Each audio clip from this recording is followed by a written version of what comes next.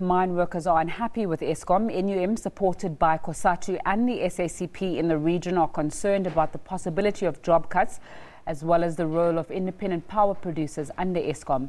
But NUM says the financial state of Eskom finds itself in is self-inflicted. Among their grievances are fuel and electricity increases and the privatization of entities, as well as the role of independent power producers. Government has entered into a multi-billion rand contract with them as they sell electricity to Eskom. Earlier this year, Energy Minister Jeff Radebe said thousands of jobs would be created through these power producers. But NUM fears that their influx will mean doom for mine workers.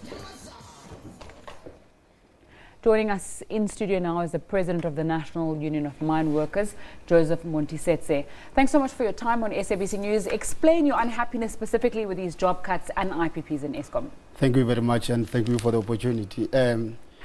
First and foremost, we want to put it very clear that the Minister of Energy, when he comes into office, without making any consultation with stakeholders, be the trade union in energy or the community, he just signed the IPPs.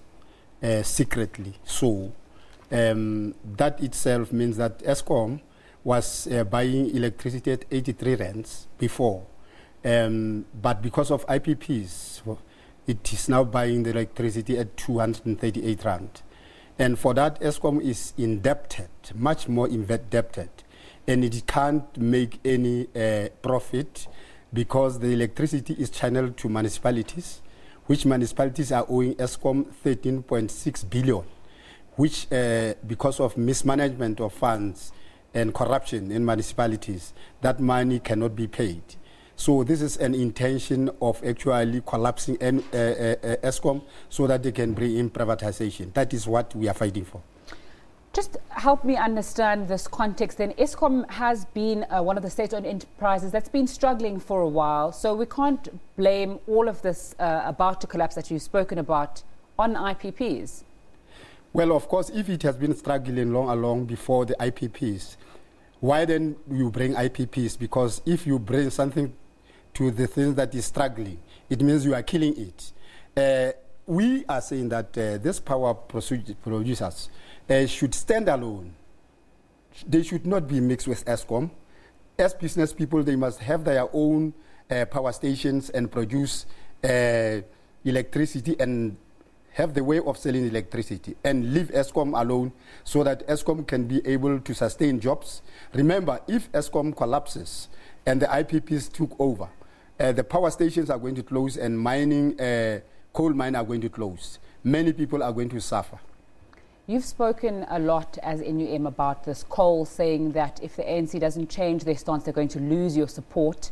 Let's look at the coal industry and ask whether it's not time for NUM and other players to look at other ways that those 40,000 jobs in the coal sector can be saved without solely depending on coal as a way of employing people. It's not a renewable industry. It pollutes the environment.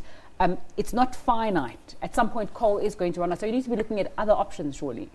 Okay, thank you very much. No, you know, the issue of polluting the environment, emission that is made by South Africa is less than 1%. America is doing this more than 27%, and China, combined with America, is 40%. And still, you cannot industrialize when you don't have power. So America and China, the most industrialized nations, have used the coal to industrialize. Even now, we are selling our coal to China.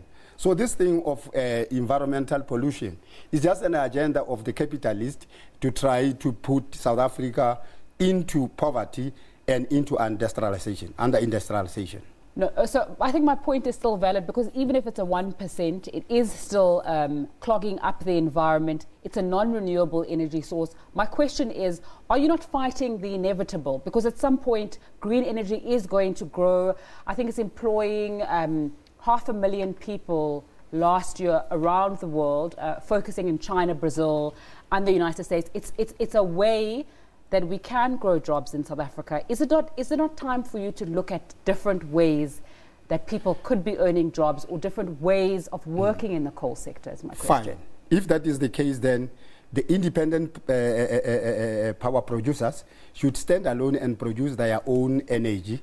And Eskom must take initiative, yes, Eskom, you know, to produce a renewable energy, which is non-pollution.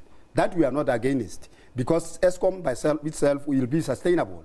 What we are against is when Eskom then is paying 238 rand to the independent producer for a unit, whereby Eskom itself has borrowed money from China and from everywhere. Then Eskom, at the same time, we are saying it must pull out its relationship with municipalities. It must sell electricity straight to the communities, because it incurred a lot of losses because municipalities are not paying it. We are not against the renewable energy, but then Eskom itself must take that as its responsibility, because we will be able to produce more jobs. Okay, let's go back to this jobs issue. Eskom has said that they are, obviously one of their mandates is to provide power, that's the most important one, and assist economic growth. You know that Eskom is struggling, they are in debt, as you've given us a picture of that. If cutting jobs is going to be one of the things that's going to stabilize Eskom, should we not then say, okay, some people's jobs are going to be cut, but as a country, our power source and our economy is going to be stabilized a little bit by this, so this is something we'll have to do? No, as trade unions, we exist because of members. There is nothing that we can accept when jobs are going to be cut. That's why we march today, and we are adamant that we are going to mobilize the community. We are going to mobilize other trade unions that are organizing in energy. We are going to mobilize churches, especially the Roman Catholic Church, to be partner with us in this struggle, because one of the most important things that you should understand here, that faceless people that are owning this power producer, independent power producer. We have been saying to the ministry, give us the names of companies so that we can engage them, they themselves. They don't want to give them. So there's an hygiene agenda here that some people are made to be multimillionaires on the expenses of the masses of our people.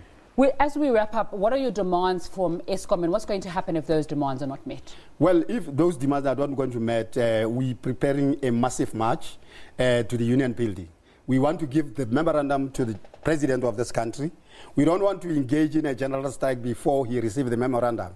He must understand that we cannot fold our hands when we saw that the Eskom intention of the Minister of Energy is to collapse it and privatize it. And that will affect everybody, because these independent power producers will actually hike the tariffs of the electricity. Thanks so much for your time this evening. NUM President Joseph Montisetse speaking to us about their planned action against Eskom, unemployment and IPPs.